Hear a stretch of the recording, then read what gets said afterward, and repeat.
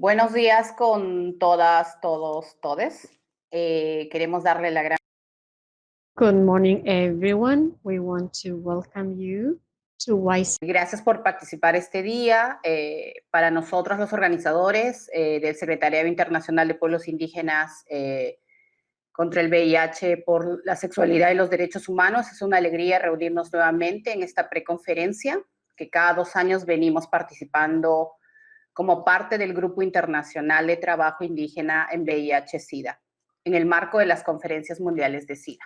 Y ahora, con un nuevo reto, porque nos encontramos durante una pandemia, que es la pandemia del COVID-19, y esperemos que todas y todos, cada uno de ustedes esté muy bien y podamos en este contexto hacer uso y tener acceso también a la tecnología como parte de nuestro derecho de gozar del avance científico. Sabemos que muchos de nuestros hermanos no cuentan con esas herramientas, pero vamos a hacer lo posible para que esta preconferencia se dé de la mejor forma.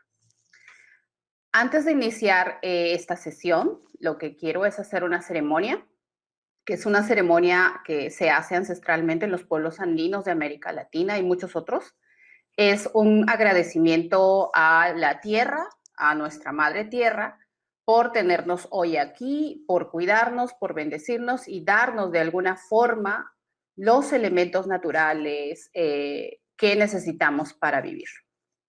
Entonces, voy a pedirle a todos nuestros ponentes que nos acompañan el día de hoy que puedan tener un elemento natural a su alrededor. Estos elementos naturales, como ustedes saben, pueden ser agua, tierra, semilla, fuego, fruta, flores, que esto se entrega, hacemos como un simbolismo de entregarle a la Madre Tierra, esto en forma de agradecimiento por permitirnos estar. Entonces, vamos a empezar. Pido a todos los ponentes que por favor enciendan su cámara. José, si puedes encender tu cámara, por favor.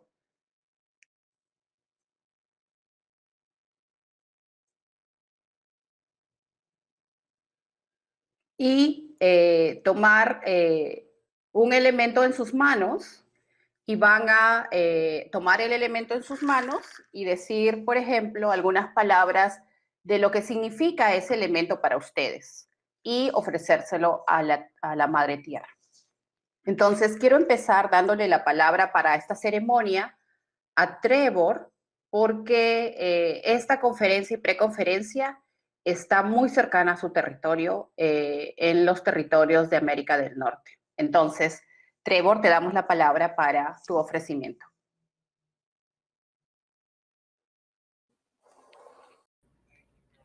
Muchas gracias, Pilar. Yo les voy a mostrar dónde estoy. Esta es mi casa. Les quisiera mostrar algunos de los elementos que tengo aquí. Esto es... esta planta viene de Canadá Central y la utilizamos para limpiar. Antes de hablar con el Creador o con la Madre Tierra, es importante limpiar nuestro espíritu para que toda la energía que no es nuestra esté limpia y así puedas hablar directamente con el Creador. El año pasado, en Montreal, una anciana Mohawk me dio esta ala de águila. Esta ala de águila ha estado trabajando 30 años ayudando a gente con esta ala de águila. Es para dar buenos aires. Esta agua también es medicina para los pueblos ancestrales. Y esto es para mi hijo, cuando él esté listo para tomar esta responsabilidad. Entonces, gracias por dejarme compartir esto con ustedes. Gracias, Trevor. Quiero darle ahora la palabra a nuestra hermana Amaranta de México. Gracias, Pilar. Como verán, tengo una flor en zapoteco le llamamos guechachi. Y es una flor que en español le llamamos flor de mayo, porque en ese mes se da en gran abundancia. Y en mayo, para nosotras, es un mes de una vida festiva. Nuestra cultura se basa mucho en la vida festiva, en la alegría, en el disfrute de lo que se tiene. Y eso me representa y lo traigo en la cabeza también porque parte de las festividades en nuestras comunidades, el símbolo de esta flor es sinónimo de bienestar. Y ahora mismo en esta versión digital que estamos haciendo en la preconferencia, caigo en cuenta cuando tú dices este elemento o los elementos, hoy en día por el COVID, pues ha sido afectado también nuestras comunidades en la vida festiva. Y eso en la vida económica, porque mucho de la vida económica de mi cultura se basa en la vida festiva que tenemos. Así que me da gusto volver a rescatarlo. Es una planta que yo tengo en mi casa y es como posarlo, llevarlo en la cabeza. Es como acudir a una festividad en este momento y para mí estar con ustedes ahora es una festividad también. Aún en tiempos difíciles tenemos que mirar la vida con mucha alegría y a la Madre Tierra, por supuesto, agradecerle que nos ofrece estos elementos de vida. Muchas gracias, Amaranta. Es cierto, hay otras cosas que este COVID nos está arrebatando, nuestras prácticas dentro y saberes dentro de los pueblos indígenas. Muchas gracias por compartir eso. Ahora le damos la palabra a José Jack de México, de Guatemala. Muchas gracias, Pilar. Un saludo cordial a la hermana Amaranta, al hermano Trevor, que desde distintas regiones nos encontramos en este momento compartiendo una gran unidad de trabajo.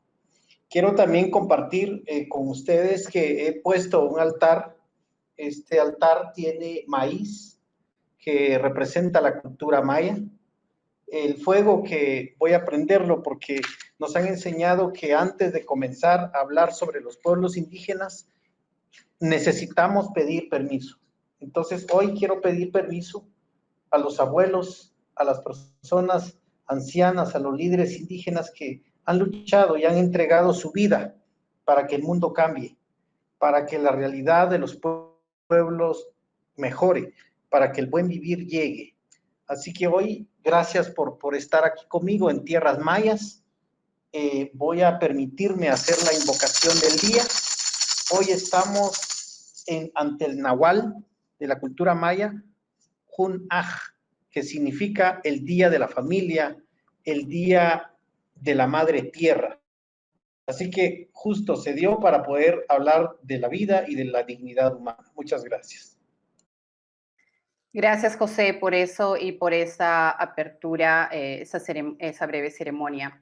Finalmente, yo quiero compartir también un elemento que es muy tradicional en mi cultura, que son las semillas. Las semillas son parte de la cultura huanca, por lo cual nosotros existimos mucho antes, milenariamente años. Entonces, nosotros aportamos el 60% de los alimentos en el país, en Perú. Y esto para las semillas, para mí, representa cada una de las semillas representa a cada uno de nosotros. Tenemos un rol que jugar en cada una de nuestras comunidades, de nuestros territorios y del mundo para no desaparecer. Entonces, nosotros tenemos que ser esa semilla que damos al mundo para que nuestras tradiciones continúen, que nuestra sabiduría continúe, trascienda más allá de nosotros. Entonces, gracias. Voy a pedirle también a todos los que están participando de esta sesión que de aquí en adelante siempre tengan un elemento dentro o al costado de su mesa cuando estén participando en algún evento de pueblos indígenas, porque eso nos llama a unirnos más a la tierra, unirnos más a estos elementos de nuestro medio ambiente. Entonces vamos a dejar todos al costado nuestros elementos naturales Y vamos a iniciar con las presentaciones que tenemos para el día de hoy. Quiero darle la palabra para iniciar estas presentaciones a nuestra hermana Amaranta Gómez. Amaranta es una indígena muxe zapoteca del Istmo de Tehuantepec, en Oaxaca, México. Es activista social por más de 25 años a nivel local, regional e internacional. Es líder fundadora del Secretariado Internacional de Pueblos Indígenas para el VIH-Sida, la sexualidad y los derechos humanos.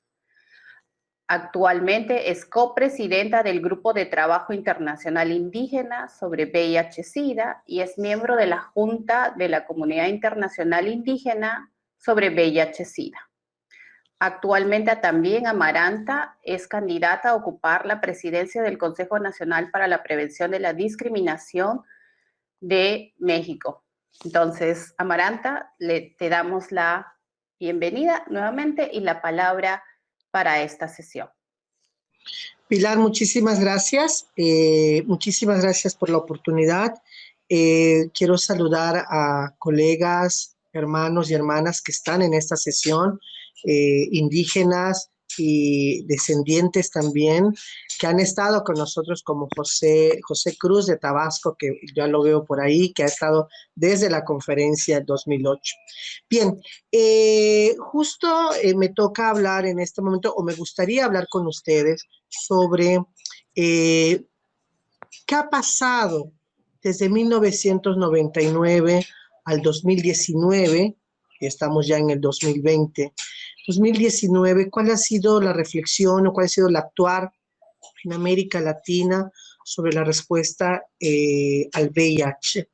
Y voy a utilizar una herramienta que el año pasado presentamos en un encuentro sobre ciencia y VIH en Ciudad de México de manera conjunta. Presentamos como CIPIA, que es la Red Latinoamericana de temas de VIH, sexualidad y derechos humanos, y elaboramos junto con algunos académicos y con las instituciones un informe para hablar sobre el estado del arte, la situación que prevalece en términos de VIH al interior de algunos pueblos indígenas en América Latina. Siguiente, por favor. Bien, como les decía, hay un origen de todo esto. Desde 1999 fue en Ottawa, en donde tuve la oportunidad de poder participar por primera vez para identificar que ya en Canadá, ya en Estados Unidos, en Nueva Zelanda y en Australia, ya los pueblos se estaban reuniendo para hablar de la problemática del VIH-Sida que ya se venía enfrentando. Suman a México en ese momento en un primer simposio, y a partir de ahí también empezamos a articular una serie de acciones en México particularmente para poder hacer visible esto que ya estaba ocurriendo al interior de nuestros pueblos indígenas. Es decir, la epidemia se estaba ruralizando y estaba alcanzando los cuerpos indios. Siguiente. De Ottawa, por supuesto que pasamos en Ottawa y diferentes momentos desde 1999, empezamos junto con muchos pueblos indígenas a mostrar la necesidad urgente de atender la ruralización de la epidemia. Era necesario mostrar el impacto que la epidemia del VIH estaba teniendo en los cuerpos, y mostrar también la necesidad de articular a las comunidades a nivel global que ya estaban enfrentando la propia epidemia, ya estaban dialogando sobre cómo hacerlo con pertinencia cultural desde ese entonces. Siguiente. Durante mucho tiempo y a lo largo desde Toronto 2006 hasta México 2008 y hasta Ámsterdam 2018, hemos tenido la oportunidad de acompañar estos espacios de red internacional como el grupo de trabajo en donde estamos Pilar, Trevor, el propio José y yo, trabajando articulando y aprovechando lo que las conferencias mundiales ofrecen dentro de la International AIDS Society para mostrar a través de satélites o como estas preconferencias, hacernos visibles para mostrar las experiencias de las y los indígenas que viven con VIH como un elemento muy importante.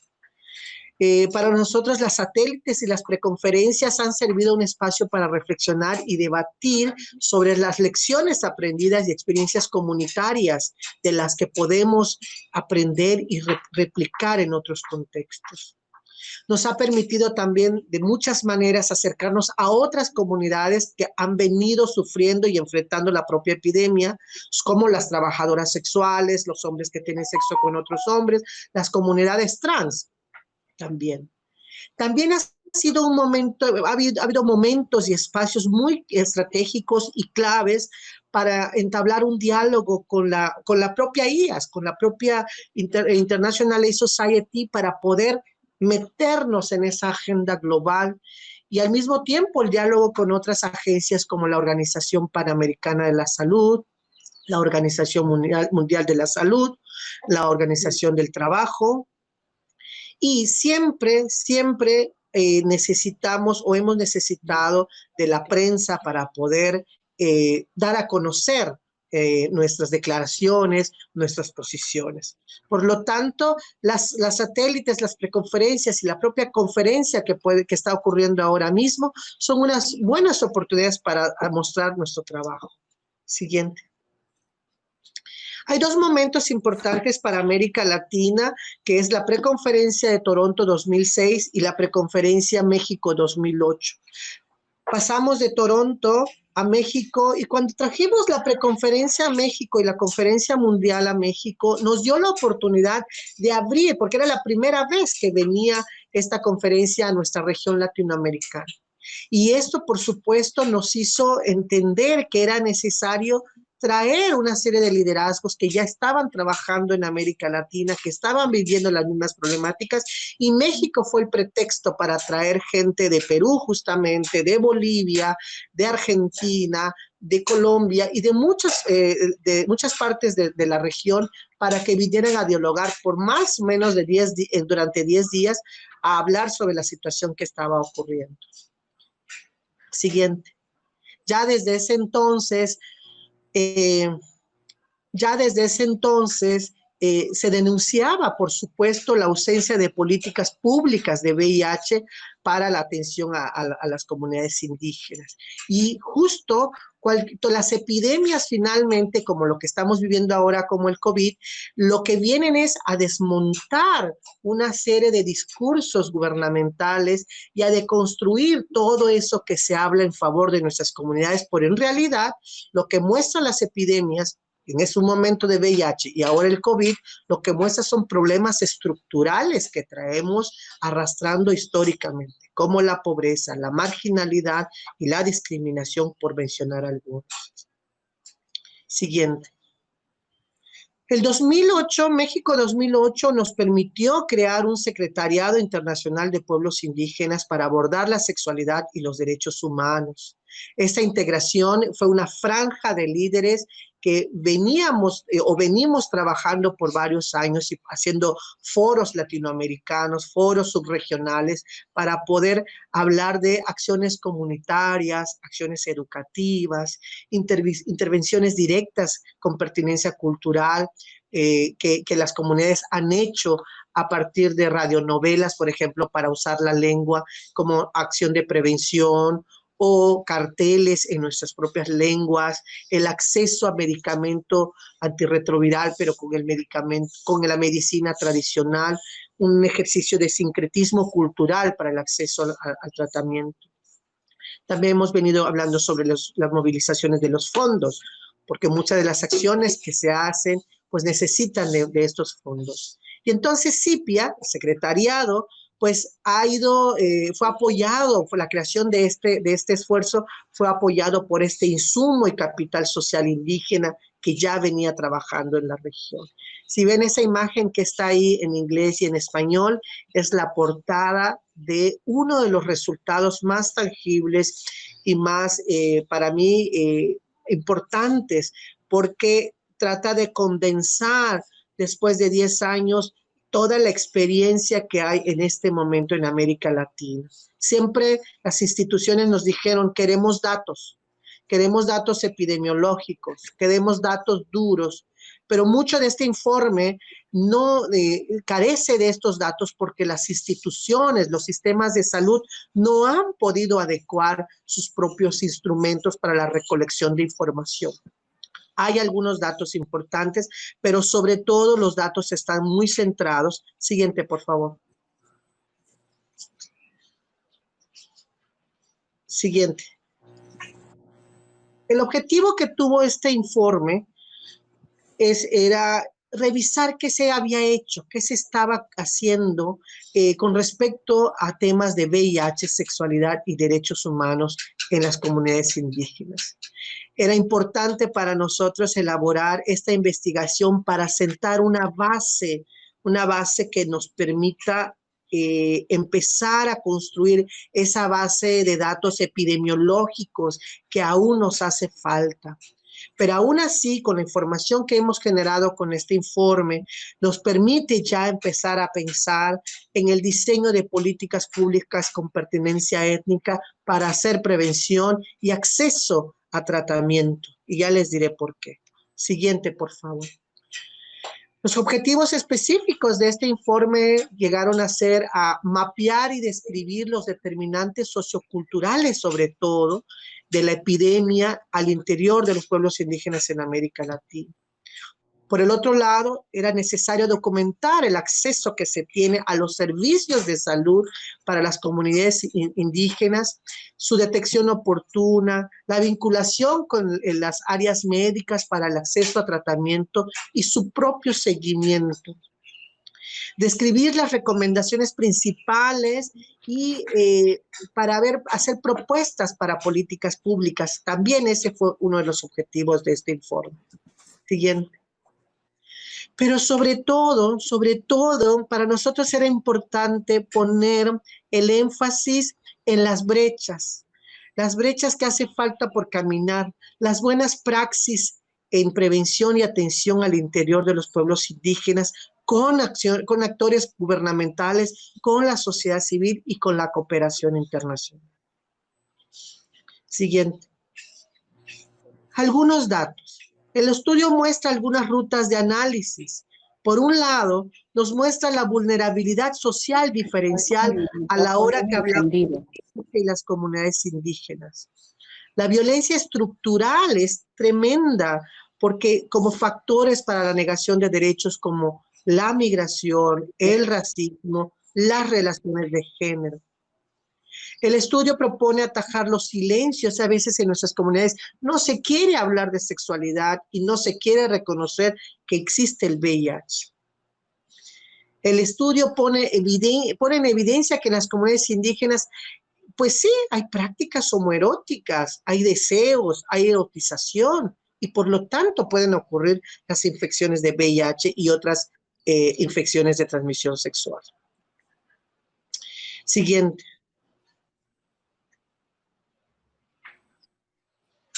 Siguiente, por favor. Siguiente. Creo que me gustaría seguir diciendo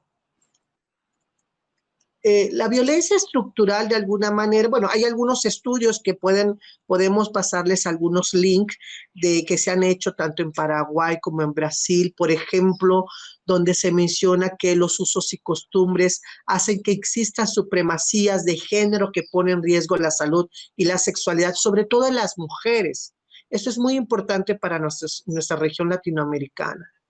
Esos datos son importantes para tomarlos en cuenta. Siguiente, por favor.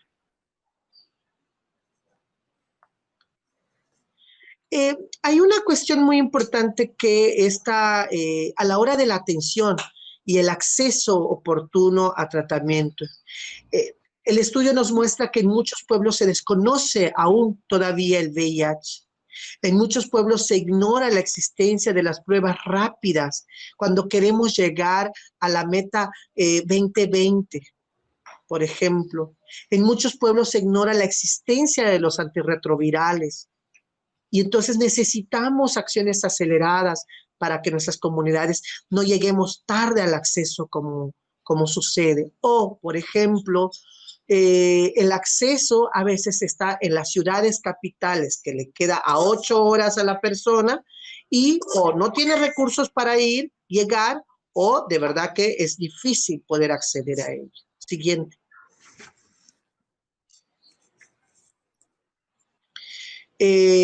Hay barreras importantísimas que hay que atender en América Latina.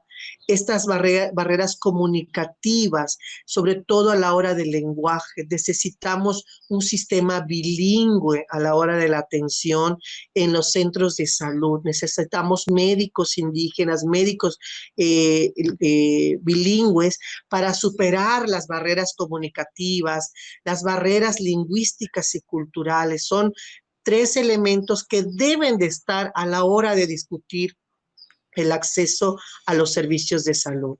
Siguiente. El rol de CIPIA me parece que en este momento, a lo largo de estos años, ha sido provocar e incentivar otros esfuerzos valiosos, importantes en la región. Por ejemplo, celebro mucho que en Chile se haya creado una red. El REMPO es una red que creó un compañero, nuestro compañero y hermano Willy Morales, en donde es una red de personas indígenas que viven con VIH. Inicialmente era de grupos mapuches y luego se fue ampliando. Y eso es una forma de haber incentivado desde México en algún momento en esta preconferencia 2008 este esfuerzo, lo cual lo celebramos y lo acompañamos.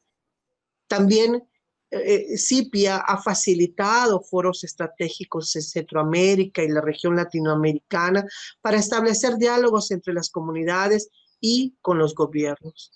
Y sobre todo ahora mismo estamos, el año pasado, sobre todo junto con el grupo de trabajo internacional, con Trevor y con otros actores, estamos en una ruta de una dialéctica, una conversación amplia, franca, con las agencias, con los gobiernos, para, en principio, traducir este informe en hechos concretos, en acciones concretas que a nuestras comunidades indígenas le valga la pena acceder, no tarde, más bien a temprano tiempo. Siguiente. Quiero reconocer finalmente todo el trabajo que hemos hecho en América Latina, a Alexia Escobar, compañera boliviana, a José, que está aquí de Guatemala, a la compañera Pilar Montalvo, a Willy Morales, por supuesto, de Chile, y otras y otros actores con que estuvimos acompañando este proceso, que lo estuvimos promoviendo, porque venimos desde las comunidades y tenemos estas preocupaciones. Tener este documento para nosotros es un paso gigante, pero necesitamos traducir eso para las políticas públicas. Y bueno, hubo un equipo de consultores profesionales que nos acompañaron a elaborar este documento y que les podemos compartir. Así que eso es lo que quería decirles a nombre de CIPIA. Muchísimas gracias. Gracias, Amaranta, por este recuento de lo que ha significado el trabajo de CIPIA, del Secretariado Internacional, como bien mencionas, desde desde la Conferencia de México 2008, que se ha organizado para también ser parte de la respuesta a la epidemia, ¿no? Muchas gracias. También aprovecho a mencionarles de que pueden dejar sus comentarios, preguntas en el chat para luego pasarlo después de que terminen de hablar los ponentes. Ahora quiero darle la palabra a el hermano José Martín Yajul. Él es maya quiché de Guatemala. Es representante legal de la Asociación de Investigación, Desarrollo y Educación Integral, IDI, de Guatemala, fundador del Parlamento Guatemalteco para la Niñez y la Adolescencia y miembro de diferentes redes internacionales, entre ellas líder del Grupo de Trabajo Indígena Internacional frente al VIH y SIDA, Es también docente universitario de la Facultad de Ciencias Políticas y Sociales de la Universidad Rafael Landívar en Quetzaltenango, Guatemala. Entonces, José, te damos la palabra.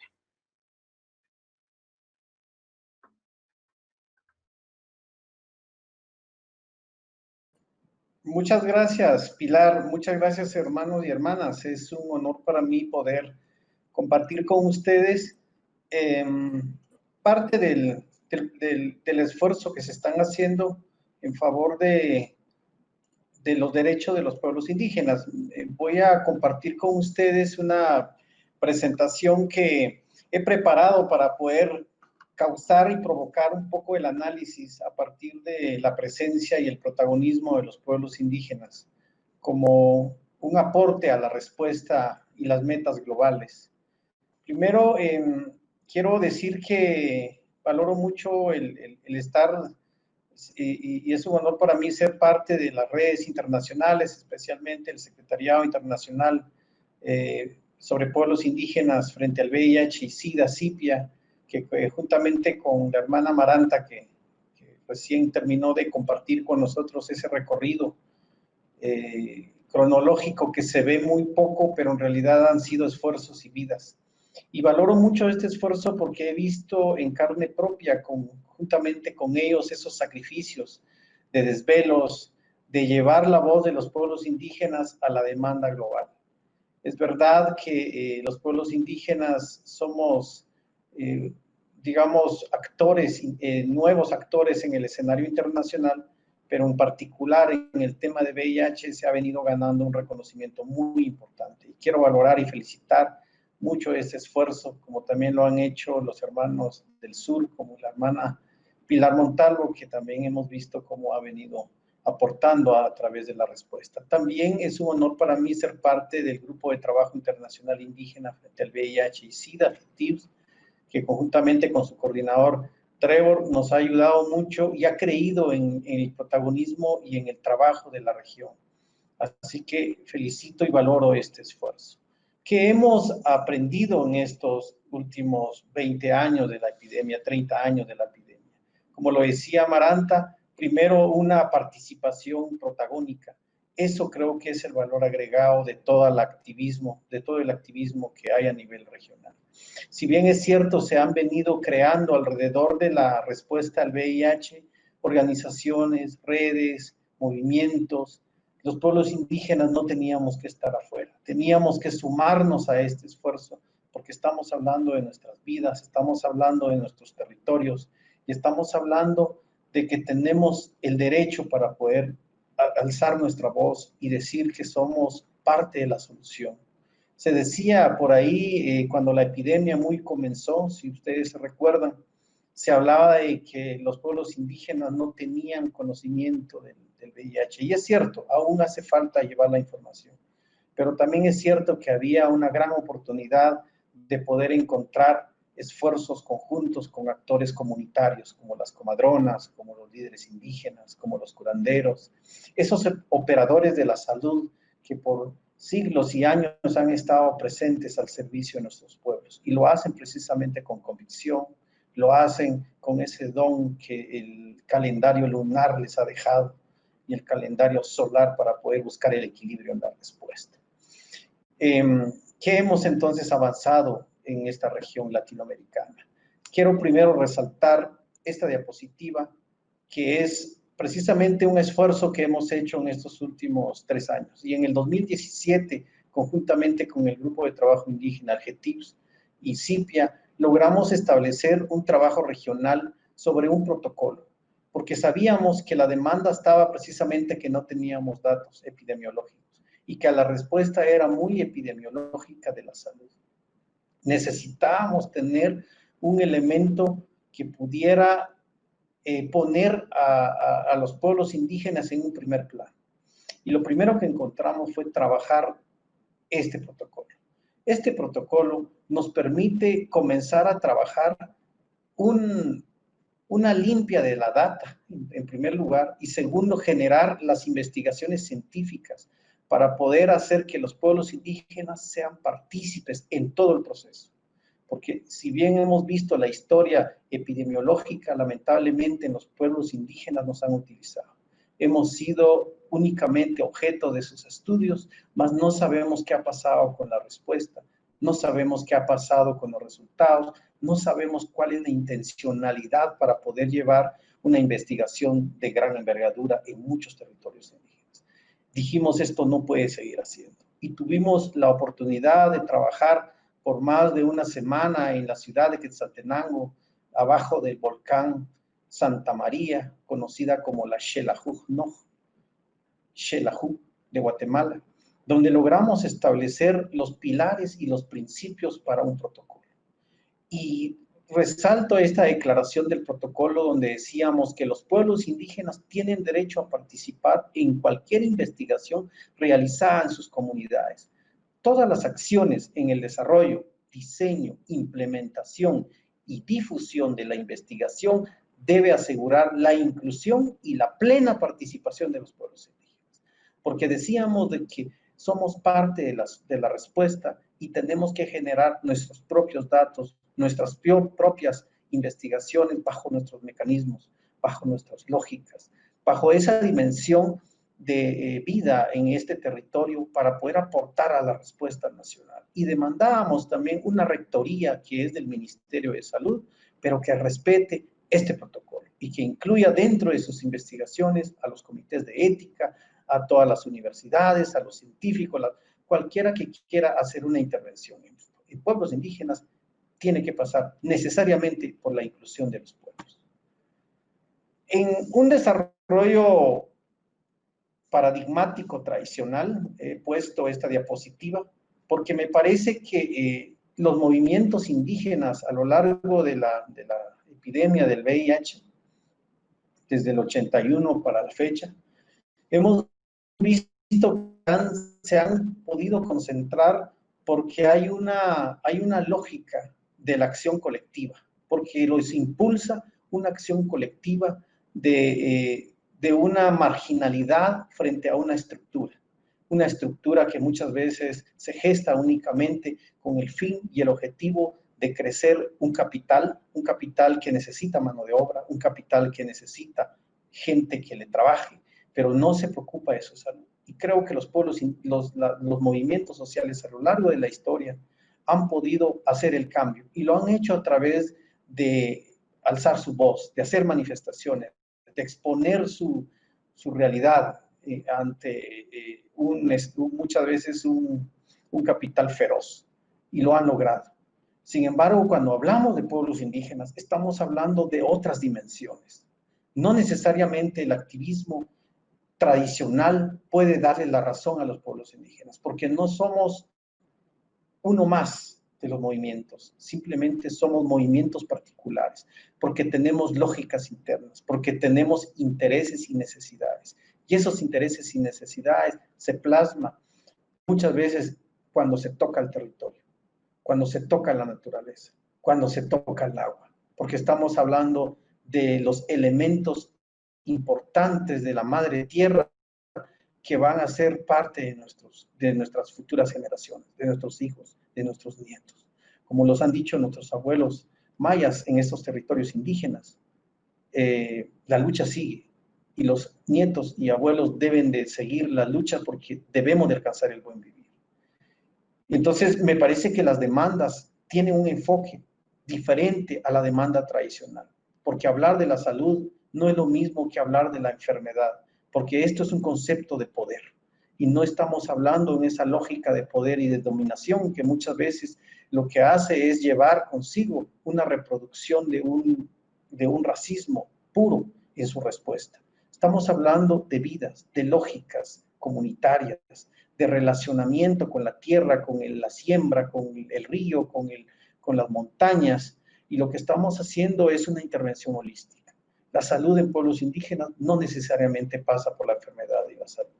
Cuando les consultamos a muchas personas en pueblos indígenas, por ejemplo en el occidente, los equilibrios de la vida, que desde que tenemos los equilibrios, así como tenemos por este neto. Entonces, Creo que lo que hemos avanzado a nivel regional, a nivel latinoamericano en particular, es que estamos actuando bajo enfoque de derechos. Tenemos los países a nivel latinoamericano reconocidos a través de las Naciones Unidas que han ratificado el Convenio 169 de la OIT. De pueblos indígenas, en donde sabemos que el 100% que los estados y los grupos sindicales actúen bajo y el principio de la libre determinación, que todas las realizan en favor de pueblos indígenas, que trastoque sus intereses, debe de pasar necesariamente por la consulta previa, libre e informada. Es decir, hacer una intervención desde el enfoque de la consulta. De la consulta porque estamos hablando de intereses de una comunidad organizada que tiene una comunicación fluida, que tiene formas de vida y interpretaciones del mundo. Sobre su salud, no digamos. También estamos hablando de que esta región ha ratificado la Declaración de las Naciones Unidas sobre los derechos de los pueblos indígenas y que a través de los esfuerzos que se han hecho en Naciones Unidas de diferentes demandas, de diferentes trabajos, de redes y de organizaciones en particular, lo que ha canalizado el Foro Permanente sobre las cuestiones indígenas, se plasma precisamente en esa recolección de la declaración misma. Y los países latinoamericanos lo han ratificado. Por lo tanto, es otro compromiso importantísimo que debemos de reconocer para poder hablar sobre la respuesta nacional. También en países latinoamericanos no solo se han reconocido a nivel internacional, sino también se han adaptado a nivel de las leyes internas, es decir, se plasma precisamente en sus lógicas de respuestas nacionales. También se han consolidado una serie de derechos a nivel regional. Mesoamérica en particular, por ejemplo, ha recogido las demandas de los derechos colectivos de los pueblos indígenas. Guatemala, por ejemplo, lo recogió en la firma de los acuerdos de paz, lo plasma en algunas instituciones que surgen a raíz de la firma de los acuerdos de paz. Sin embargo, ha sido insuficiente todavía para poder dar una respuesta en términos de oportunidades. También hay que reconocer que el Foro Permanente sobre las cuestiones indígenas han emitido recomendaciones a partir del reconocimiento de las prácticas ancestrales y el trabajo que se hace sobre la salud de pueblos indígenas. Es decir, reivindicar los derechos de los pueblos, en particular a su respuesta a la salud, como son sus operadores, las comadronas, las parteras, los guías indígenas, los guías espirituales, que tienen una relación directa con la atención de la salud.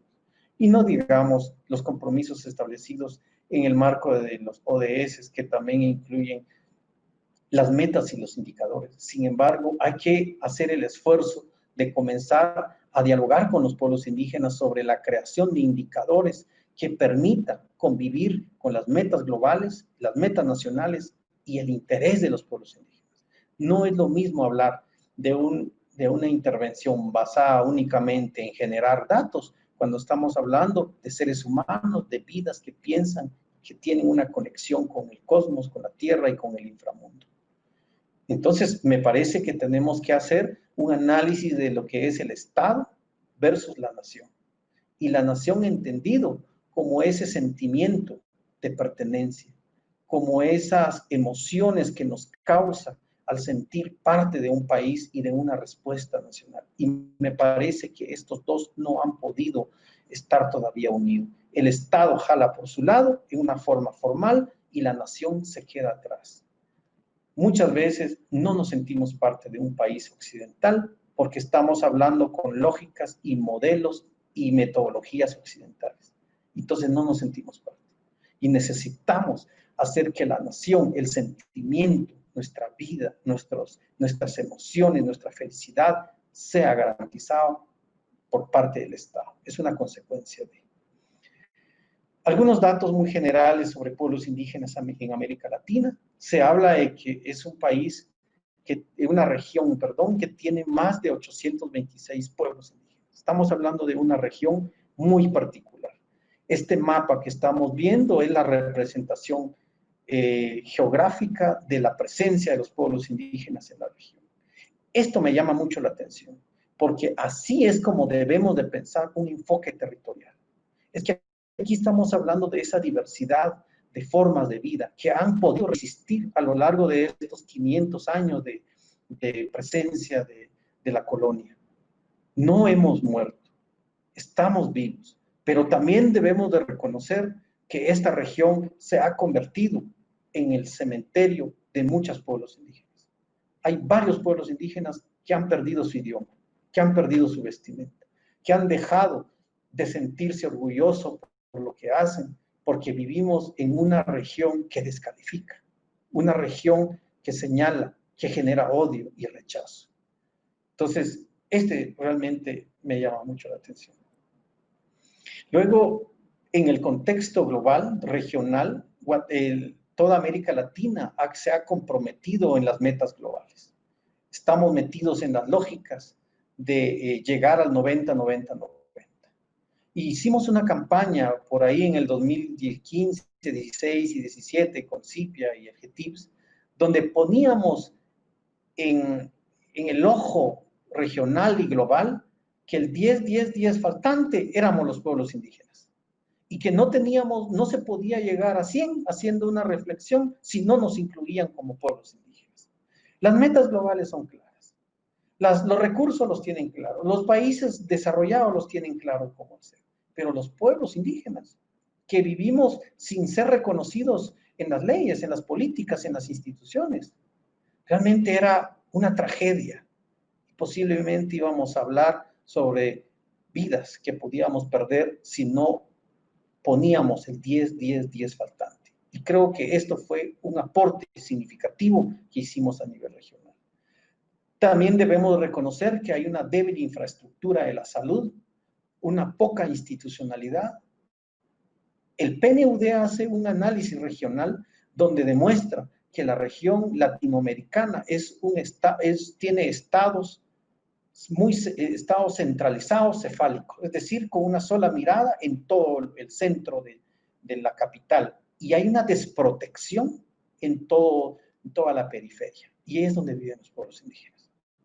Y esa desprotección, la poca institucionalidad que llega, está generando racismo y discriminación. Porque no solo llegan muy atrasados, llegan con falta de conocimiento y se genera un racismo y discriminación. La sabiduría ancestral, por ejemplo, en la región no es reconocida ni valorada, se desprecia. El claro ejemplo que tuvimos en Guatemala fue la muerte de un científico maya que había dedicado su vida al activismo y a la valorización de la medicina natural y fue quemada por nuestros propios hermanos, por sus propios hermanos, con una justificación que era brujo, donde se mira que en nuestro imaginario social está la colonia arraigada de querer llevar a la hoguera a lo que nos es diferente. Le tenemos miedo. Y eso se ha lamentablemente cobrado vidas. Otras enfermedades crónicas también, como el COVID-19, la tuberculosis, la hepatitis, la diabetes, son enfermedades nuevas que está tocando nuestros territorios y nuestras vidas de pueblos indígenas. Hay que entender cómo enfrentar esto. Y lo que se ha hecho, me parece que ha sido únicamente desde una mirada. Debería ser la mirada holística. Los casos positivos en VIH aumenta la vulnerabilidad y el riesgo. Y es que ya se traía. Ya traíamos por la historia misma la vulnerabilidad, pero vivir con VIH se convierte en una carga más complicada. Todavía sigue habiendo subregistros. Tenemos miedo en los estados latinoamericanos de limpiar los datos. Es que le tenemos miedo. En Ciudad de Guatemala quisiera poner un ejemplo. Nosotros logramos, con la atención intercultural que hacemos en Quetzaltenango, logramos limpiar el 80% de los datos. Y es que tenemos que tocar la cultura subjetiva, preguntarle a la gente cómo está tu cara en su idioma. Autzawech, ¿cómo está tu cara? ¿Qué dice tu rostro? Al tener el primer contacto con ellos, se nos abre y podemos hacer que su adherencia mejore. Y le podemos decir, tome su medicamento con su atol rojo, con su tortilla, con su hierba. Y eso ha hecho efectivo la interculturalidad. Pero le tenemos miedo. Cuando llegamos a demandar que esto debe de ser una necesidad, nos dicen que los puestos son políticos, que el diputado decide a qué personal va a atender la respuesta a la salud. Realmente es muy triste. Tenemos subregistros por eso, precisamente. Hay una falta de data precisa. Me parece que es mayoría indígena en la región que está afectada por el VIH. Hay que entender también cómo vivimos los pueblos indígenas, cómo nos movemos, dónde están nuestros intereses. Muchos de los pueblos indígenas se creen que somos pobres. Sin embargo, conocemos a muchos indígenas que son comerciantes, que tienen negocios en Nueva York, que tienen negocios en Europa. Tenemos que botar el estigma. Sin embargo, es también importante reconocer que lamentablemente el ser indígena no es sinónimo de atraso. No es solo el término epidemiológico. Otros datos de la región, donde ponen a la región latinoamericana en el puesto número 6 con 1.8 millones de infectados. Más triste es el número de niños y niñas que todavía están siendo infectadas con VIH. De los esfuerzos. Y sobre eso me atrevería a decir que de los 823 pueblos indígenas, aquí hay un porcentaje significativo que están en pueblos indígenas, por la historia, por la falta de oportunidades, por la falta de pueblo, por la falta de institucionalidad. ¿Qué avances hemos tenido en estos últimos 20 años? Me parece que hay que rescatar algo, y es el esfuerzo que hemos venido haciendo en esta región.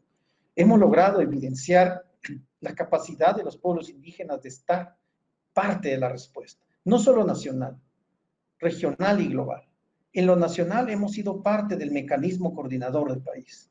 Hemos estado en estos últimos 20 años, por ejemplo, en Guatemala, en el mecanismo coordinador del país, representando a los pueblos indígenas, haciendo hincapié de la necesidad de hacer intervenciones científicas en pueblos indígenas, de tener una descentralización y no solo una desconcentración, una descentralización basada en derechos humanos. También estamos a nivel regional con el MCR, el Mecanismo Coordinador Regional, también con redes internacionales de todo tipo. Recientemente estuvimos con el plan de acción regional que hizo el FILAC, donde los altos jefes de Estado se reunieron en la antigua Guatemala, ciudad de Guatemala, en el 2018, donde se comprometieron en la región de llevar a cabo un plan de acción que responde a los intereses de los pueblos indígenas. Los temas son muy importantes, como por ejemplo el cambio climático, por ejemplo la energía, el agua, la salud y la educación. Entonces me parece que también hay que rescatar esto. También hemos generado el protocolo sobre la investigación sobre los derechos de los pueblos indígenas al VIH, con una inclusión de los pueblos y un liderazgo activo. Y esto es muy importante porque vamos a poder tener nuestras propias investigaciones y aportar a la evidencia científica, porque siempre ha sido el problema. Cada vez que queremos llevar nuestras propuestas, nuestras demandas a los tomadores de decisiones, o en particular a las decisiones que se toman en el mecanismo coordinador de país para los fondos del Fondo Global para la Lucha contra el SIDA, nos dicen que no es científico, que el empirismo todavía necesita convertirse precisamente en científico. Y el reto es eso. Información pertinente, lo hemos hecho, como ya lo decía nuestra hermana Maranta. Hemos utilizado las radios los medios alternativos, como las radios comunitarias, el uso del arte, la música, las danzas, el baile del venado, el cabahuil que hacemos en Guatemala, el pájaro de doble mirada. Y el cabahuil es una maravilla, porque hemos encontrado en el cabahuil una explicación de lo que es nuestra entropía, nuestro shivalba, nuestros miedos, nuestros secretos, para poder enfrentarlo como una oportunidad de respuesta al VIH y hablar en paz, y hablar con nuestros hermanos, y llevar una información en idiomas. También hemos avanzado en modelos de cobertura de servicio en salud, prevención desde la inclusión local. Por ejemplo, el modelo incluyente en salud, el MIS, lo trabajamos por 10 años en un enfoque territorial, donde hicimos una organización de los territorios apegado a una atención de la salud basada en los derechos colectivos. Es decir, hablar con la familia, con la comunidad, para hacer que alrededor de esto se genere una organización. Y lo logramos. Y ha sido efectivo. La sabiduría ancestral fue clave en esto. Llegaban las abuelas comadronas, llegaban los curanderos, llegaba la gente de las comunidades, los campesinos, los agricultores, y nos decían, es que cada cierto tiempo que cantan los pájaros, nos traen información, nos traen aviso. Esa sabiduría hicimos en favor de la salud, de la prevención, y justamente nos ayudó significativamente a mejorar. El acceso a tratamientos debe de ser un derecho, así como las pruebas. Llevar pruebas a comunidades indígenas, utilizando los medios locales, usando la capacidad de las poblaciones ya instaladas, para que después de las pruebas, inmediatamente tengamos los tratamientos. Es clave, los protocolos interculturales son claves para poder tener datos en VIH y pueblos indígenas. Los avances también, es que ya lo decía Amaranta, y no voy a profundizar más en esto, solo decir que también el Grupo de Trabajo Internacional Indígena y el CIPIA hemos estado en diferentes espacios, como por ejemplo somos referente ante UNCIDA, los diálogos que tenemos con la Organización Mundial para la Salud, donde hemos hecho recomendaciones serias e importantes para poder generar modelos de intervención en comunidades indígenas. También con la OIT se hizo un esfuerzo significativo donde se denó una percepción sobre cuál es nuestra percepción con algunos que viven con VIH sobre el estigma y discriminación. Es que vivimos en un mundo de costumbres donde legitimamos la discriminación y creemos que por ser indígenas y pobres y con VIH somos condenados a vivir así, cuando estamos hablando de poder salir adelante. También hemos trabajado con el Fondo Global a través de sus diferentes espacios, en las conferencias internacionales, y en particular quiero señalar la participación que se ha tenido en el Foro Permanente sobre las Cuestiones Indígenas, que durante 5 años consecutivos he de estar presente en el Foro Permanente. En el 2017 y 18 tuvieron oportunidades de hacer mesas paralelas, de una declaración política que tuvo lugar en una lectura en el Pleno del Foro Permanente. Se han hecho las recomendaciones, hemos estado y hemos demandado que se ataque el racismo y la discriminación, pero también que nos vean como su brazo derecho para poder hacer cambios significativos y las recomendaciones a los tomadores de decisiones.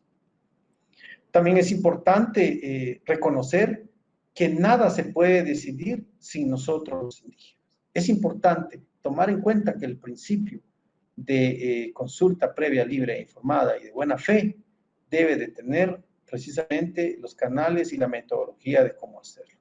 También los indígenas tenemos derecho a cualquier tipo de investigación, de ser consultados y de devolvernos la información. Esto porque queremos también la implementación de políticas públicas incluyentes con estrategias focalizadas en los territorios, de manera que pueda hacer un trabajo conjunto. ¿Cuáles son los retos a enfrentar para la región latinoamericana? Me parece que tenemos que la variable demográfica, la marginación política y legal, debemos de superarla, contar con mecanismos focalizados en territorios. Hay que reconocer que tenemos poco acceso a salud, educación, promoción de los derechos sexuales y reproductivos. No sé si llamarlo derechos sexuales y reproductivos o llamar derecho a la vida, a la decisión de su felicidad. Porque mucho de lo que pasa en las comunidades indígenas, más del 70% de su tiempo, está pensado mucho en ese proceso erótico de vida y es el que causa la felicidad. La discriminación y racismo de forma directa y en particular todos esos elementos fundamentalistas que causan y han cobrado muchas vidas. Y lo seguirán haciendo y vamos a condenar a la región si no hacemos algo. La falta de estrategia de reconocimiento en políticas públicas con enfoque multicultural e intercultural para los compromisos. Y por último, decir que los retos a enfrentar, me parece que necesitamos tener una agenda compartida, donde pueblos indígenas, ONGs, movimientos LGTBI, ambientalistas, nos unamos y podamos pensar en la región y proyectarnos a 20, 30 años, como lo han hecho los abuelos en los Catún y los Choltunes. Pensar a largo aliento y garantizar que el buen vivir llegue para nuestros hijos. Promover y desarrollar investigaciones que sigan entendiendo cómo los pueblos indígenas viven y cómo poder tener un bienestar de vida. Mejorar las metas globales 90-90-90 a través del uso de los idiomas y hacer que, por ejemplo, el cultivo del maíz y la medicina ancestral sean los articuladores para poder hacer una intervención más holística. trabajar con el Ministerio de Salud de cada país, desde un reconocimiento de las formas de cómo se organiza la salud y también aprovechar esa estructura para mejorar la adherencia, la prueba de los medicamentos. Promover pruebas y las terapias de ARVs desde las comunidades, entendiendo sus formas de vida y su movilización en particular. Uno de los desafíos fuertes para mí es decir que se deben de adaptar estrategias preventivas integrales con evidencia científica. Para poblaciones indígenas, modificación de testeo en casa, por ejemplo, y el acceso a PrEP.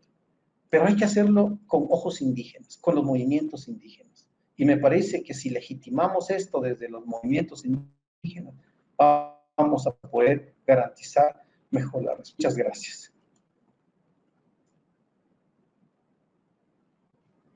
Muchas gracias, José, por ese resumen tan interesante e importante que nos haces de las actividades que como CIPIA hemos estado organizando como parte del grupo internacional. Es importante que menciones el convenio 169 de la OIT, que marca nuestros derechos individuales y colectivos de todos los pueblos indígenas, y muchos de nuestros países lo han firmado, pero muy poco es el avance que se tiene con respecto al tema, a la consulta previa con respecto al tema de la salud. Y como mencionas, si no colocamos la base de los derechos humanos, la inclusión dentro de la respuesta al VIH, pues es muy poco lo que vamos a avanzar y nos vamos a seguir quedando siempre atrás, ¿no? Pero estaremos también como líderes mirando esos puntos importantes, reclamando y alzando nuestra voz. Gracias entonces por eso.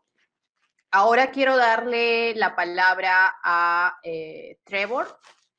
Trevor Stratton es un ciudadano de dos espíritus, de Misasukus, de las Primeras Naciones de Toronto, de Canadá. Es el coordinador del Grupo de Trabajo Internacional Indígena sobre VIH-Sida, trabajando desde la Red Canadiense Aborigen para el SIDA. También es director ejecutivo interino de la Comunidad Internacional Indígena sobre VIH-Sida, el IHAC. Y en mayo de 2009, nuestro querido Trevor ganó el premio Cinta Roja de la Asociación Canadiense de Investigación sobre VIH. Y además es un gran activista, impulsor, está en miles de espacios, y aquí le agradecemos todo este trabajo que hace enormemente por nosotros, los pueblos indígenas del mundo. Entonces le damos la palabra a Trevor.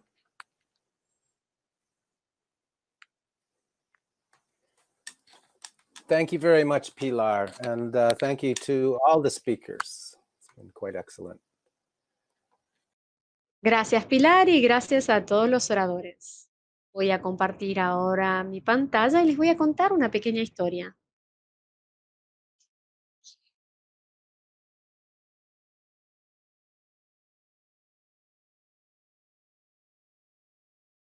¿Funciona? Ah, no me deja compartir.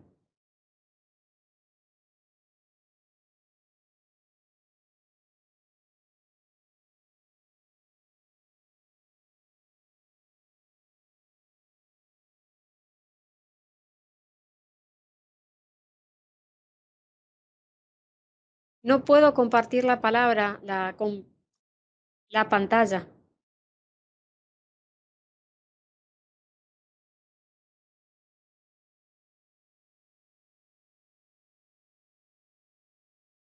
I can't share my screen.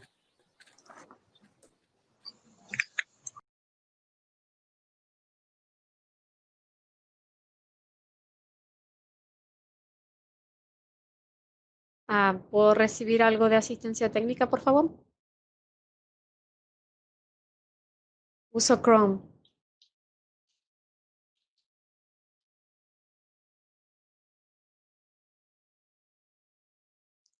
¿Tenemos asistencia técnica?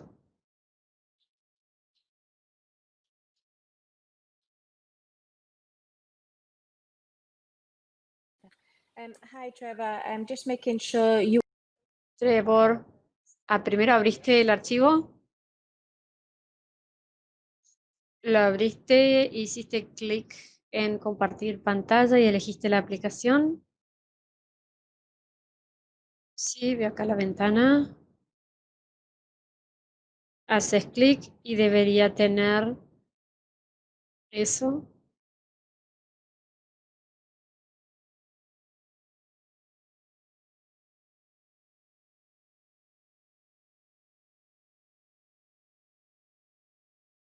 ¿Quieren compartir esto? Sí, sí, sí, ya lo hice. Compartir pantalla. Y puedo hacer clic en compartir. No pasa nada.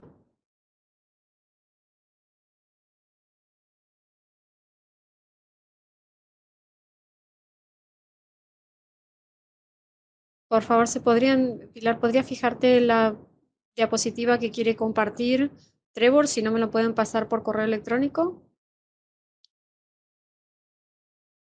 Tengo, De Trevor, Ah, ok. pero en PDF. Oh, ok.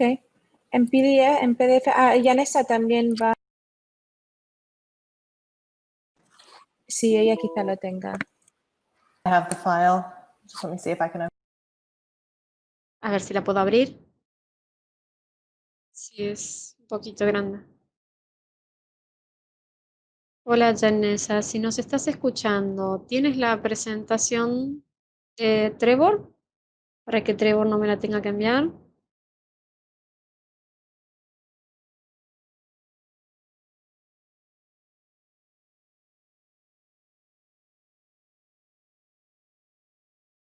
Y estuve en todas las capacitaciones.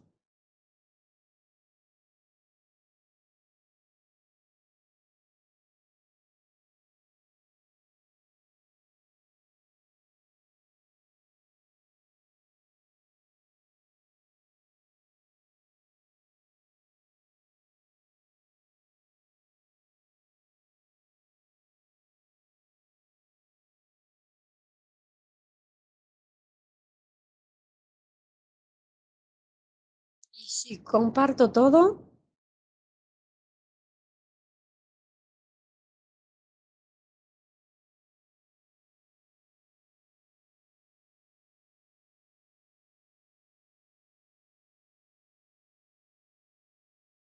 y entonces, ¿cómo lo hago? Oh, ay, algo pasó ahí.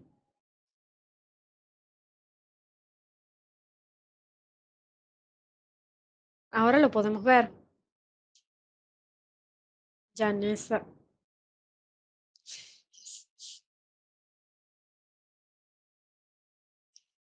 Si vamos a la presentación y nos fijamos cambiar entre mi presentación de video y utilizar la de Kudo. Hoy no puedo, algo me pasa. ¿Quieres reiniciar? Si tú puedes reiniciar.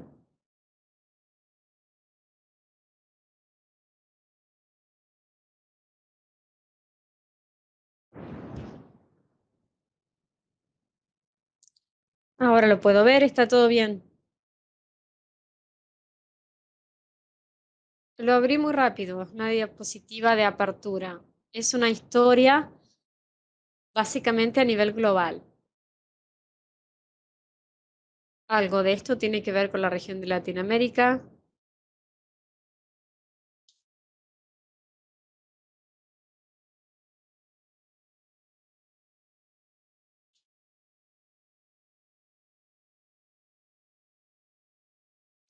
Se estima que hay 476 millones de personas indígenas viviendo en 90 países de todo el mundo. Representan 5.000 diferentes culturas indígenas diferentes.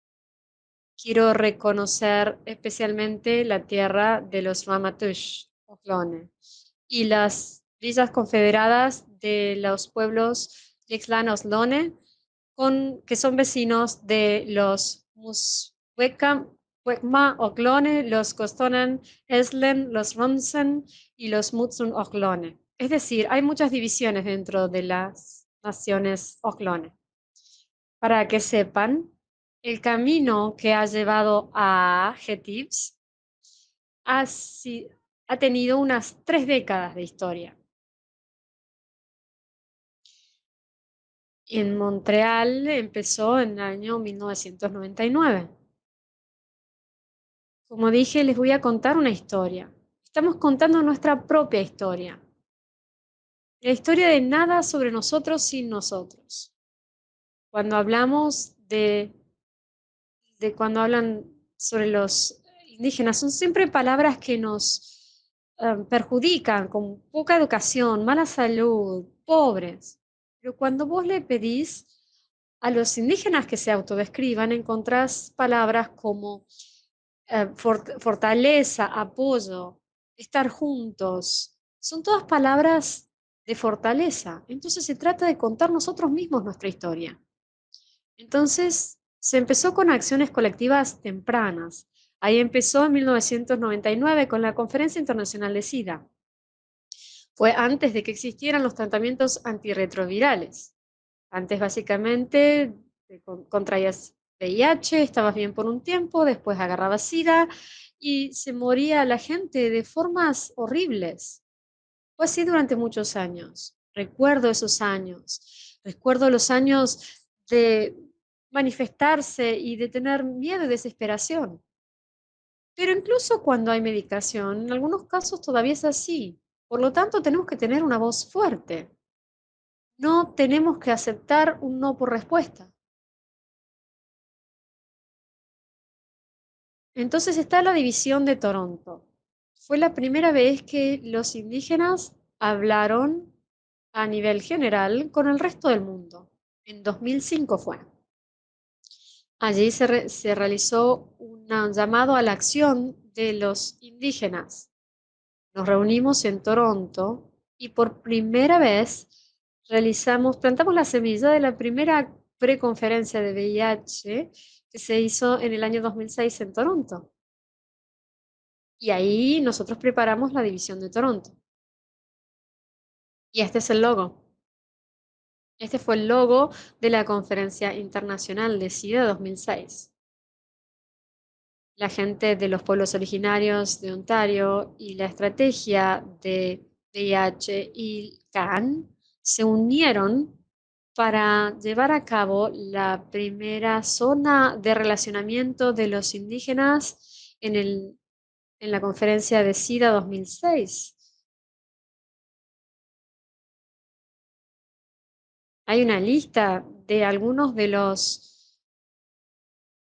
hitos importantes que hemos tenido. Tenemos la división de Toronto en 2005 y 2006. Tenemos la preconferencia en la conferencia SIDA 2006. Amarante y José mencionaron la preconferencia que tuvo lugar en México. 2010 estuvimos en Viena, en el 2012 en Washington, en 2014 en Melbourne y Sydney, en el 2016 en Durban y hace un par de años en Ámsterdam. Y en 2010, que fue en Viena, obviamente no teníamos tantos socios indígenas en el territorio. Por lo tanto, nos dio la oportunidad de enfocarnos en la planificación estratégica.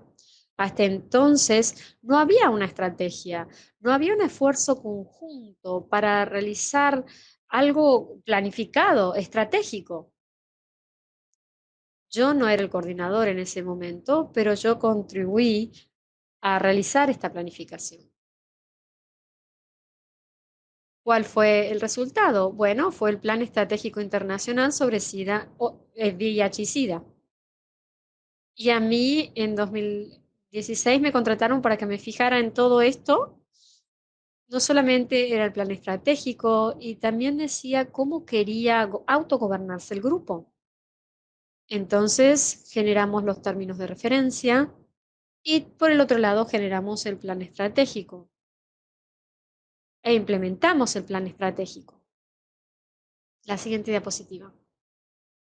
¿Y cuáles eran los objetivos? Por supuesto, incluso ahora todavía estamos usando el objetivo número 1, aumentar la visibilidad del impacto de VIH-Sida en las comunidades indígenas a nivel internacional. También queremos mejorar la inclusión significativa de los pueblos indígenas y de los pueblos indígenas que viven con VIH-Sida en la investigación, las políticas y el desarrollo de programas a nivel nacional, regional e internacional. El objetivo número 3 fue trabajar para tener una representación precisa de los pueblos indígenas en los datos epidemiológicos sobre VIH-Sida en todos niveles.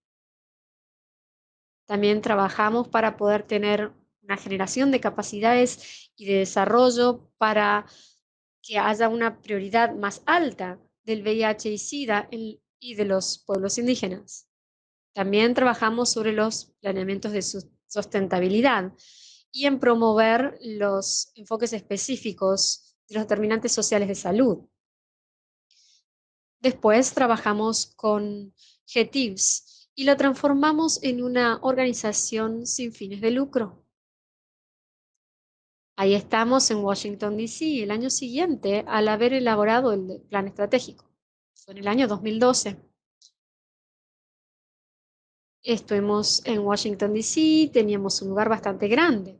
En la mitad pudimos poner una tipi y en otro lado teníamos como una especie de aula donde hablábamos de la reducción de los paradigmas, el tratamiento, acceso a la medicina tradicional indígena. También hablamos sobre cuestiones culturales. Fue bastante diferente a estar en línea como ahora, eso les puedo garantizar, pero estamos tratando de ver cómo hacerlo. Como decía José, verme a la cara, entender qué me estás intentando decir, me permite relacionarme mejor, por supuesto. Y aquí estamos en la preconferencia. Fue antes de la conferencia SIDA 2012, fuimos al hotel, nosotros reclamamos el territorio indígena en el medio del lobby del hotel. Este fue, de hecho, un proyecto de investigación. Recabamos datos. Encontramos muchas formas de hacer. Y muchos indígenas en Canadá que vivían con VIH se sacaron fotografías. Y también ponían una descripción de cómo representaba esa fotografía su vida de una persona indígena viviendo con VIH. Los resultados fueron bien sólidos y fue una forma más grande. O sea, se tuvieron más resultados que cuando se realiza de la forma tradicional, por ejemplo, con encuestas en línea. Esto nos ayudó mucho y fue un proyecto muy exitoso. Siguiente diapositiva. Seguimos estando en Washington, D.C. y acá teníamos un indígena superhéroe. Y había otro superhéroe que era Lugalicious. A la izquierda los pueden ver a todos. Todos los diferentes superhéroes. Todos representan diferentes infecciones. Todos los supervillanos. Entonces estos son... lo hicieron los indígenas de Australia. Y era una parte importante, o sea, contenía humor como una... Ahora, no era solamente las conferencias internacionales del SIDA en las que nos participábamos, sino también en conferencias internacionales de salud. Por ejemplo, esta en Pattaya, Tailandia, que era la Unión de Salud para su promoción y la educación. Esto pasó en el 2013. ¿Y qué nos dimos cuenta con esto? Es que entre más sentíamos que nos íbamos tropezando, nos íbamos estorbando los unos a los otros, es que nos informaron que las personas que estaban en la sala, que nosotros estábamos más avanzados que cualquier otra comunidad indígena en su respuesta a la salud. Aparte de lo que está pasando en el Foro Permanente de los Asuntos Indígenas en Nueva York. Nosotros estábamos muy avanzados y no nos habíamos dado cuenta. Entonces, parecía que estábamos luchando, que estábamos nadando a contracorriente, pero realmente nos sentimos muy, muy bien cuando nos dieron estos comentarios tan positivos. También empezamos nuestro compromiso con el Foro Permanente de las Naciones Unidas para los Asuntos Indígenas en mayo del 2013. Nos hicimos una asociación con la red de jóvenes y la salud de jóvenes.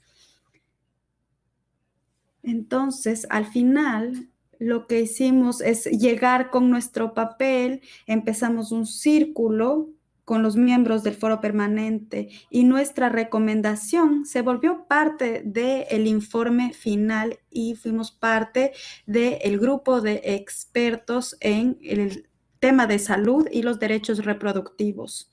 Algunos de nuestros líderes hicieron presentaciones acerca de la salud sexual y el SIDA. Ahora, el problema es que muchos de estos informes simplemente recolectan polvo sobre el escritorio de alguien. Entonces, más adelante aprendimos una lección de esto. Sí, es muy bueno tener recomendaciones en los libros, pero si nadie lo lleva a acción, es una pérdida de tiempo. La siguiente diapositiva, por favor. Después, yo creo que José ya habló un poco de esto, habló de Guatemala.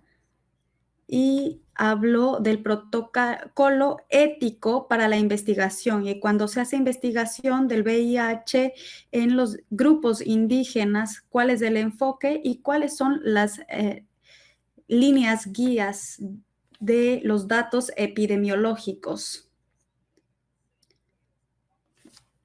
Lo hicimos de la misma forma que a veces vemos que lo hicieron los colonizadores. Entonces es necesario tener algo, una piedra de partida, un punto de partida para saber que lo estamos haciendo bien y darnos cuenta de que este es el estándar del lingote de oro para los pueblos indígenas.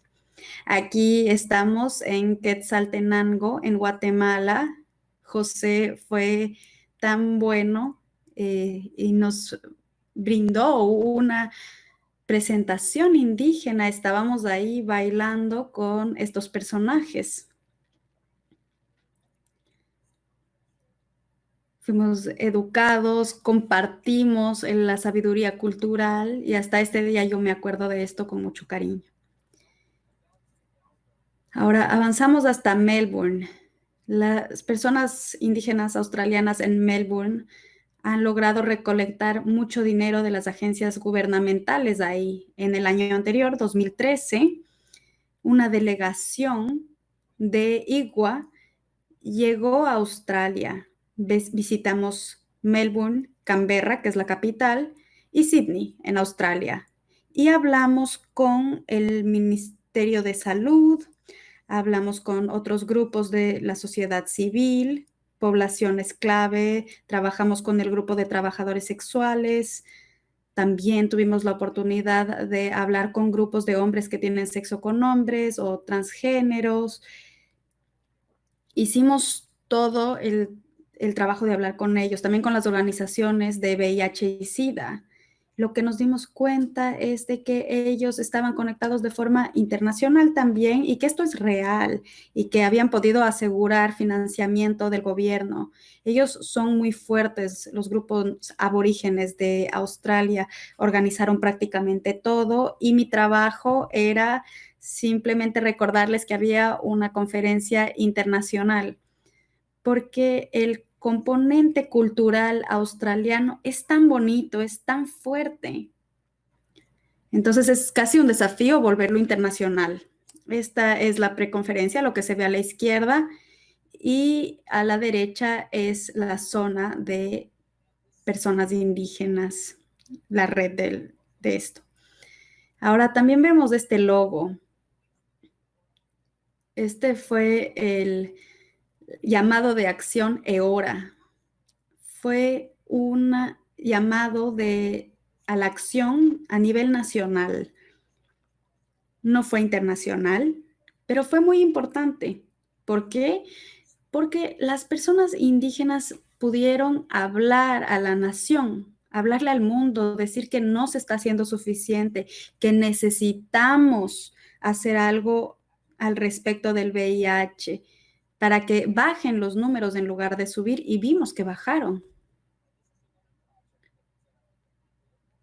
Este es otro proyecto que hicimos. Recibimos dinero del gobierno canadiense para evaluar el progreso que se ha logrado en algunas áreas para lograr los objetivos globales, no solamente para el VIH, sino también para la tuberculosis y para otras enfermedades de transmisión sexual. Hubo una reunión en Ottawa, Ontario. Hubo mucha revisión de la literatura, se hizo un informe con muchas recomendaciones y todavía estamos buscando implementar esto. El anfitrión, GTIBS, estaba tratando de implementar ciertas recomendaciones para dar un buen ejemplo.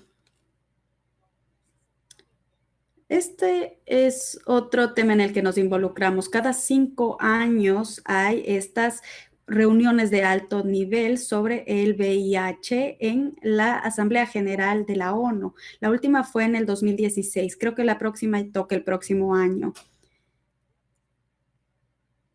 Ahora, nosotros éramos una delegación representante de las ONGs. Recibí una llamada de Panama Pala, que era un líder hace unos años de Nueva Zelanda. Él representaba también, o ella, perdón, representaba también la comunidad internacional de mujeres que viven con VIH. Los dos de nosotros, indígenas, yo le puse de voluntaria para que ella sea la líder y llegó. Entonces logramos que las personas indígenas sean mencionadas 2 veces y fue la primera vez que lográbamos esto en una reunión de alto nivel, porque no hay objetivos de este tipo para los pueblos indígenas. Hay que hacer este trabajo a nivel internacional. Es más o menos como llegar a la cima de una montaña. Hay que hacerlo más rápido, más rápido. Más personas indígenas se contagian de VIH y hay que tener paciencia también.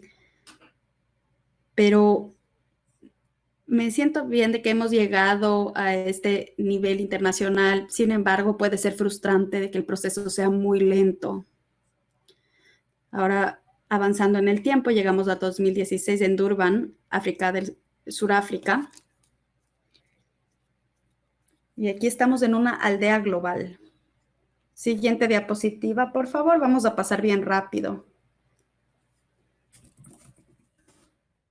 Vanessa, te voy a pedir que pases bien rápido.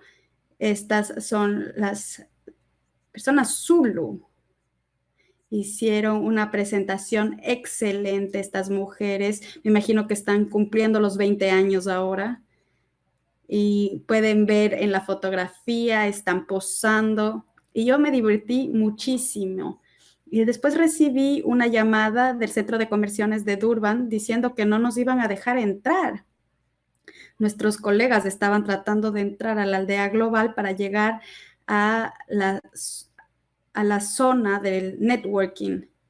Aquí estaba la entrega. Les muestro, y por eso no les dejaban entrar. Y ahí me ven ustedes, yo súper bien vestido, con mi terno, traje de gala, cargando esta paja. Tuvo que cargar estos palos.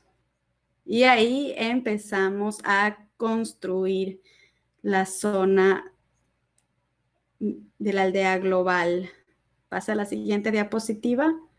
Vemos que aquí ya le están poniendo el techo, están poniendo la paja en el techo, están dando los toques finales, tienen que cepillar los pelos de la paja para que queden rectitos. Y como siempre, la seguridad primero. Teníamos un hidrante para incendios. Y yo sí les decía, sigan construyendo, yo me encargo de la gente que está con corbata.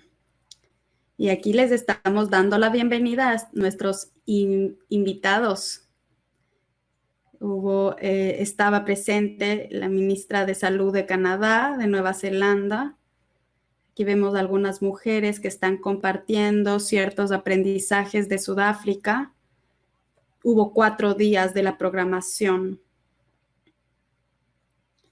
Fue similar en San Francisco, cuando tuvimos el placer de ir en persona. Aquí seguíamos en Durban, fue 2016. Y al año siguiente, que era el 2017, empezamos con el plan estratégico. Empezamos a culminar, perdón, el plan estratégico. Entonces ahí tenemos un árbol con las ramas y las raíces y le cubrimos con papelitos para cubrir, para mostrar la fruta, las hojas, el tallo y decir que era un árbol que estaba vivo con nuestros valores. Estaban ahí nuestras actividades, nuestros objetivos. Entonces queríamos que este árbol se vuelva un ser vivo.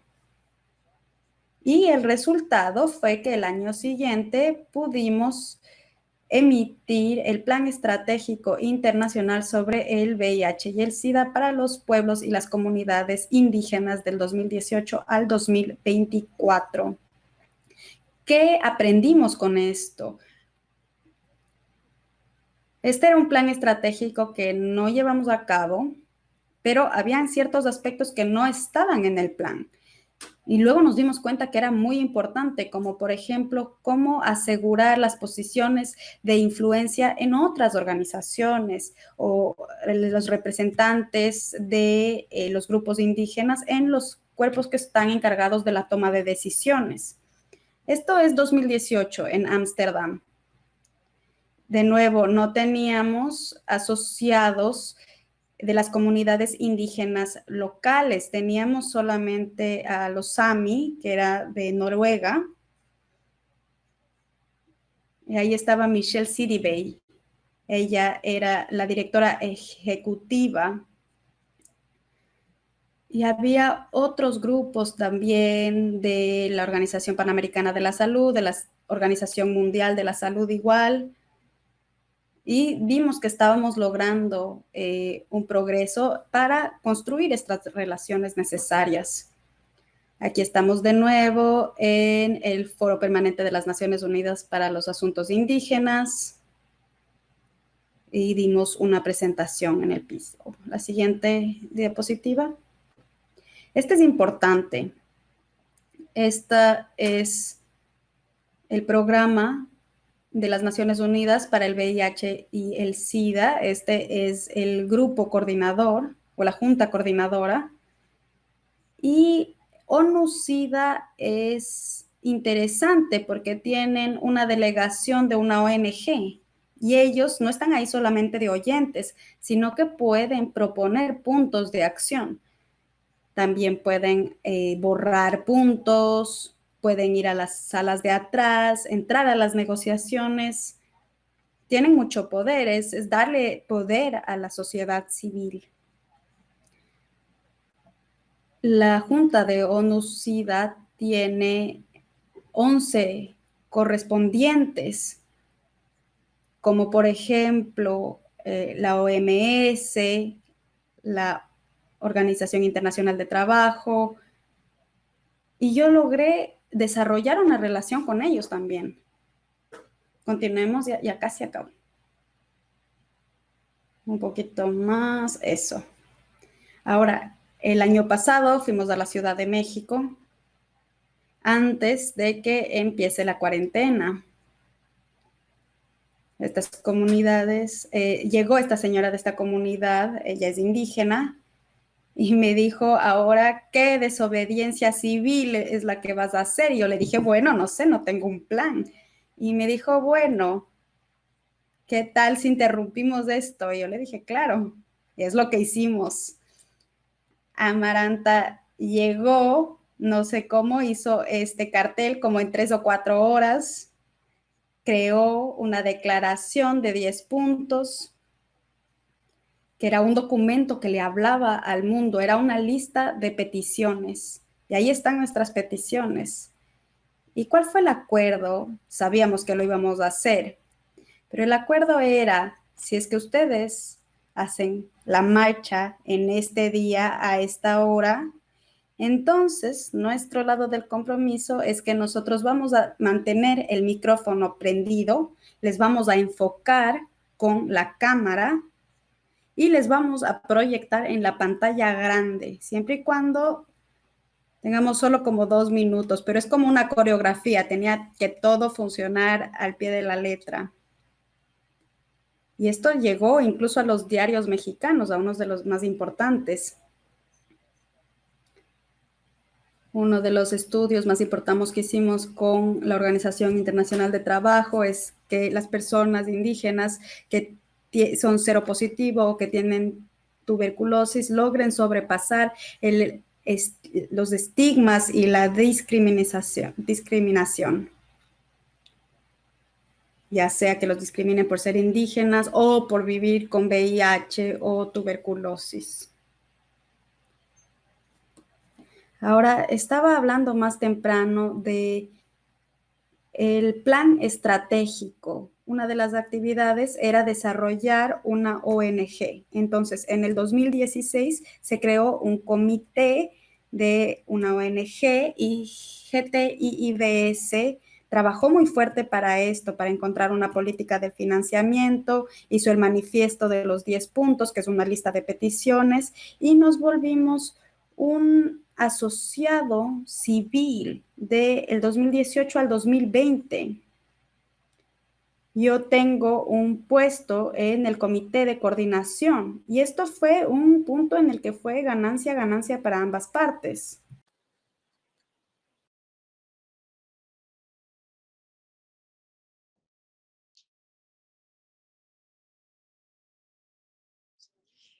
Entonces, desarrollamos un manifiesto político. Lo hicimos para esta conferencia, de hecho. Se llama Las bases para una respuesta global coordinada, VIH y SIDA y los pueblos indígenas. Quizás ahora la pueden buscar y la pueden compartir con ustedes para que puedan ver este documento. Tenemos 5 recomendaciones en el documento. En la siguiente diapositiva. Creo que ya terminé. Bien, acá tenemos los socios y el comité de coordinación. Espero que disfruten la conferencia SIDA 2020. Vénganos a visitar a nuestro stand virtual y también, por favor, participen activamente en nuestra comunidad de indígenas viviendo con VIH. Muchas gracias.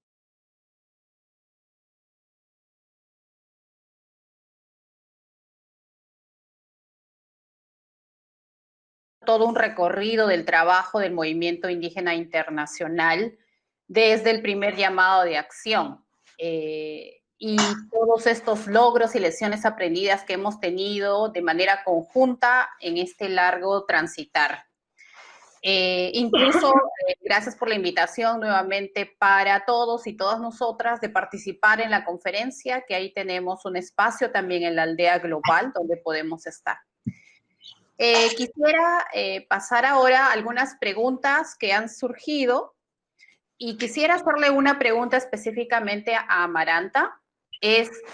Amaranta, ¿cómo ves la relación entre CIPIA, que es la Organización de América Latina, y el GTIPS? ¿Cómo ves el futuro de esta relación? Muchas gracias, Pilar. Creo que es necesario hacerse esa pregunta en estos tiempos. Muchas gracias. Creo que tanto GTIPS como CIPIA hemos construido desde 1999 a la fecha, pasando por México 2008, hemos construido una base por las exposiciones tanto de José, de Trevor y la mía. Es una base de visibilidad. Hemos logrado llegar a ciertos espacios para que podamos colocar el tema al más alto nivel. En Naciones Unidas, el Foro Permanente, en la IAS, en la OMS, en la OPS. Yo creo que en ese ámbito ya tenemos una base muy importante, tenemos investigaciones, tenemos análisis. Creo que deberíamos el futuro que yo creo que debería de tener en un proceso dialéctico de permanente diálogo, creo que necesitamos pensar en una acción conjunta, una acción acelerada, conjunta le llamaría yo. Y iría como en tres tópicos. Por un lado, me parece que tanto el grupo de trabajo como CIPIA deberíamos de pensar en un mayor involucramiento de las comunidades indígenas en la respuesta. Tenemos investigación, tenemos informes, tenemos algunas experiencias exitosas y otras no tanto, pero tenemos lecciones aprendidas ya de la que otros compañeros y hermanos indígenas pudiesen conocer, aprender, comprender, para poder hacer acciones más focalizadas. Pienso, por ejemplo, Pilar, que tal vez para América Latina, y ahí que nos acompañara el grupo de trabajo internacional, es empezar ¿cómo le llamaríamos? Un acompañamiento para preparar a nuevos líderes indígenas en América Latina, por ejemplo. Con la expertise que ya tenemos en la región, con la expertise que tiene el grupo de trabajo, poder hacer como un círculo de renovación de nuevos liderazgos. Y eso fortalecería mucho nuestro trabajo, me parece. La segunda cosa que me parece es algo que siempre es un problema para ambos y para otras instancias, es el tema de la ausencia de los recursos. Yo creo que un trabajo colaborativo tiene que ser con la movilización de los recursos, y no solamente recursos económicos para las acciones, sino recursos técnicos, recursos políticos, recursos de las relaciones, ¿no? Para poder sensibilizar a nuestros gobiernos, por ejemplo, ¿no? Yo creo que ahí un campo de la movilización de los recursos creo que puede ser los siguientes pasos en los próximos años. Y yo concluiría con una más que justo si nos aseguramos un mayor involucramiento en las comunidades, una buena movilización de los recursos, podríamos pensar que podríamos incrementar política pública sobre prevención y acceso en los ámbitos locales. Necesitamos registrar y hacer trabajo mucho más de base con nuestras redes, con nuestros liderazgos locales, con nuestros caciques, en el caso de lo que le nombran como allá en los mapuches, con nuestros líderes, como nuestras comadronas, como decía el propio José, con nuestras parteras, con las casas de salud locales, comunitarias. Ahí necesitamos aterrizar todo este bagaje, este caminar que traemos. Pero las dos condiciones primeras es eso, un mayor involucramiento para que estas acciones sucedan y acompañado, por supuesto, de aseguranzas de recursos para que esto se dé. Me parece que en este ámbito puede irse alineando un poco las relaciones y la cooperación entre estas dos instancias y otras que cooperen. Muchas gracias, Amaranta, por esa apreciación. Ahora, siguiendo más o menos con lo que acabas de decir, Amaranta, quisiera hacerle la pregunta a José Jack. ¿Cómo ve en este transcurrir y estos nuevos liderazgos la participación de niños, niñas y jóvenes indígenas en la respuesta del VIH? Muchas gracias, Pilar. Totalmente. Diría yo, no solo es una necesidad, es un derecho de involucrar a esta población. De hecho, en el 2008, en México, pertenecimos y logramos con otras organizaciones en América Latina y el Caribe armar la red latinoamericana y del Caribe por los niños y las niñas. Es Red Latinoamericano por los niños y las niñas y el VIH, Red LAMIC, Red Latinoamericana. Este ejercicio de la red era de organizaciones que trabajaban sobre temas de atención con niñez. Recuerdo que surge la idea porque Teresa Group, que fue la organización canadiense que promovía los simposios para llevar como los modelos de atención en la infancia, en los trabajos con madres embarazadas, por ejemplo, estaba teniendo desafíos y también modelos que podían apoyar para que a los niños y las niñas sean atendidos. Y las organizaciones que decidimos conformar a LAC-VIH, la Alianza Latinoamericana por los Niños y las Niñas y el VIH, la idea era poner el interés superior del niño ante las políticas públicas y las decisiones de los tomadores de decisiones. Agarramos la Convención de los Derechos del Niño ratificado por la ONU en el 89 y que Latinoamérica lo suscribe a nivel de sus legislaciones nacionales, donde uno de los ejes primordiales es mover los recursos en favor de la infancia y luchar contra el VIH. Y esa lucha implicaba escuchar a los niños también. En Guatemala, en particular, hicimos un ejercicio que se llamó el Parlamento Guatemalteco para la Niñez y la Adolescencia, al cual fui fundador de ello. Y el Parlamento de la Niñez y la Adolescencia lo que busca es que los niños y las niñas desde sus 9 años hablaran del VIH a partir de su salud sexual y reproductiva. Y lo que queríamos era desmitificar un poco, descolonizar la intervención como lo hacía el Ministerio de Salud, porque lamentablemente el Ministerio de Salud lo tiene como un curso y lo tiene únicamente con los órganos reproductivos. Entonces choca muchas veces con la cosmovisión y la forma de ver de los pueblos. Muchas niñas indígenas que en su vida no han visto, por poner un ejemplo, un pene o una vagina y lo encontraban en la escuela. Entonces, era el choque paradigmático. Entonces, eso nos hizo cambiar para hablar de vidas, de seres, de niños con proyectos de vida. Entonces, me parece que el reto debe de seguir. Lamentablemente, pues no sé, de alguna manera UNICEF debería de retomar otra vez este compromiso a nivel regional y hago el llamado para que también vean el tema del VIH, porque creo que estamos dejando descuidado esta generación y el reto debe de seguirse haciendo. Muchas gracias, José, por ese punto. Y finalmente quiero darle la palabra a Trevor para que nos responda a cuáles son estos 5 puntos del fundamento para una respuesta global coordinada al VIH y pueblos indígenas.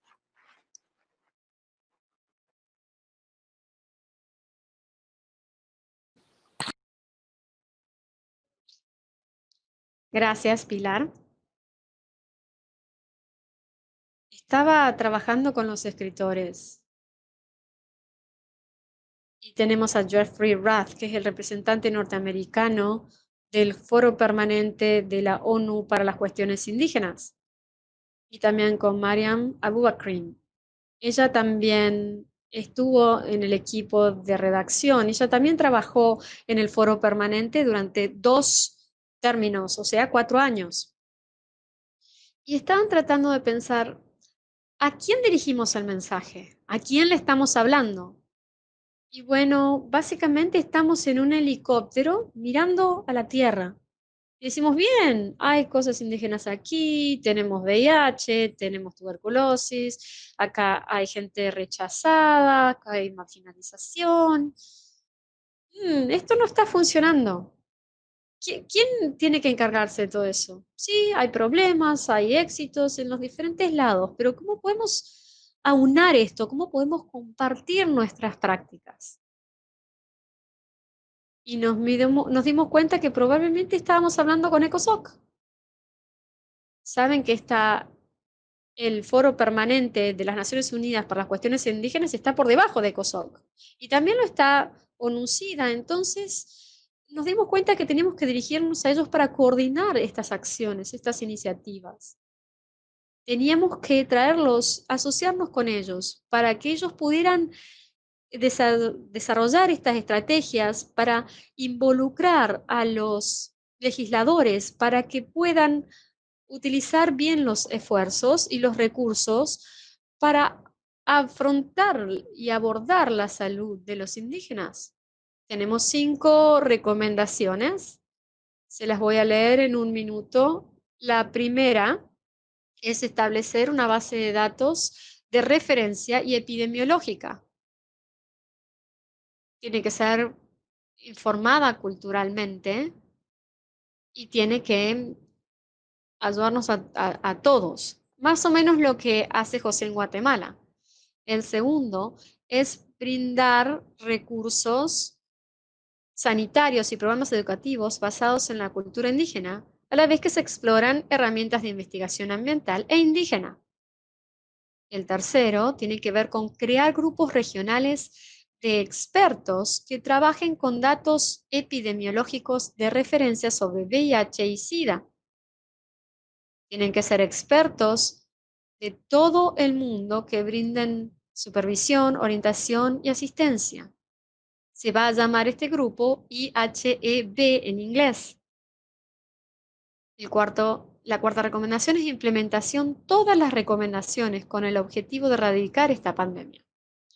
Los resultados deben fomentar, desarrollar y mantener relaciones que redunden en una presencia constante en las comunidades indígenas con actividades de prevención y tratamiento del VIH. Es decir, tenemos que tener una presencia constante en estas actividades. Por último, la quinta recomendación, que CIFS colabore con la dirección del Consejo Económico y Social de las Naciones Unidas, ECOSOC, para llevar a su atención las recomendaciones del Foro Permanente de las Naciones Unidas para Cuestiones Indígenas y coordinar su implementación. Son encabezados bien importantes y bien pesados, los hemos pensado muy bien. Y son todos puntos sobre los que se pueden tomar medidas. Las Naciones Unidas lo pueden tomar y decir, bueno, vamos a hacer esto. ¿Cómo lo vamos a hacer? Esto es lo que queremos lograr. Muchas gracias. Gracias, Trevor. También por esos 5 puntos que nos parece importante, por los cuales hay que seguir en este camino. Les recuerdo a todos los participantes que existe una encuesta, que por favor puedan llenarlo. Me gustaría ahora, para concluir esta sesión, leerles un poco algunas conclusiones que hemos podido escuchar a lo largo de estas casi 2 horas. Amaranta nos hace una reseña de la construcción de organizaciones indígenas fuertes en América Latina, que esto no ha sido una tarea fácil, ha sido una tarea constante, pero que es necesario visibilizar la respuesta del VIH en los pueblos indígenas en la región. Felizmente hay líderes fuertes que son referentes en esta lucha, que han venido construyendo redes, diálogos en sus países y han sumado además esfuerzos con otras organizaciones dentro de la región y del mundo, ¿no? Y también con aquellos actores, organizaciones de Naciones Unidas para esta respuesta, y esta investigación que muestra CIPIA puede ser una herramienta importante para eso.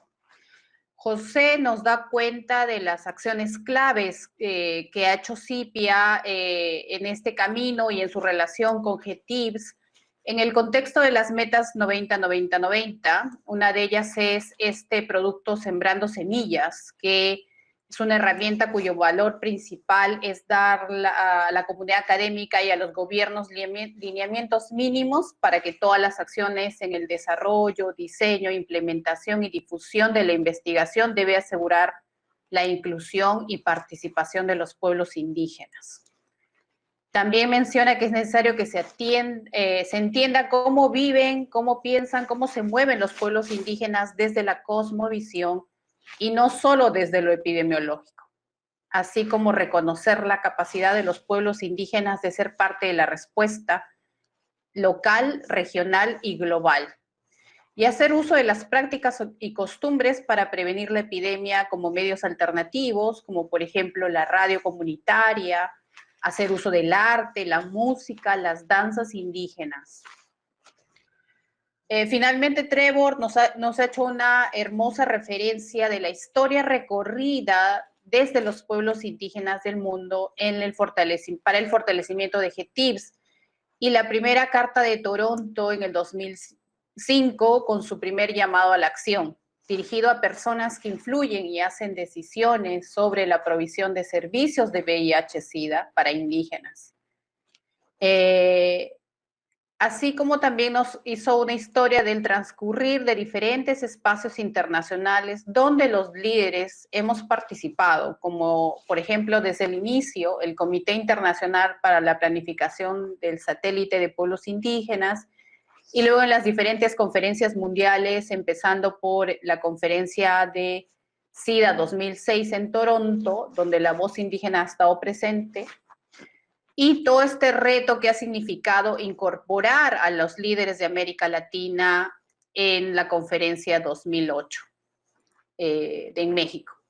También nos contó del Plan Estratégico 2011-2017, que ha sido una construcción acelerada para incorporar el diálogo con las agencias de Naciones Unidas. Y también nos habla de aquellas lecciones aprendidas durante estos años y que refuerza la necesidad de tener un grupo indígena fortalecido, con metas claras, líderes comprometidos, y nos hace cuenta de estos fundamentos necesarios para, como una declaración política 2020, como un desafío y esfuerzo mundial para eliminar la pandemia del VIH-Sida entre los pueblos indígenas. Entonces, agradecerle a Maranta, a José, a Trevor y a todos ustedes por estar aquí, acompañarnos y participar en esta sesión que ha sido muy enriquecedora para todos. Muchas gracias.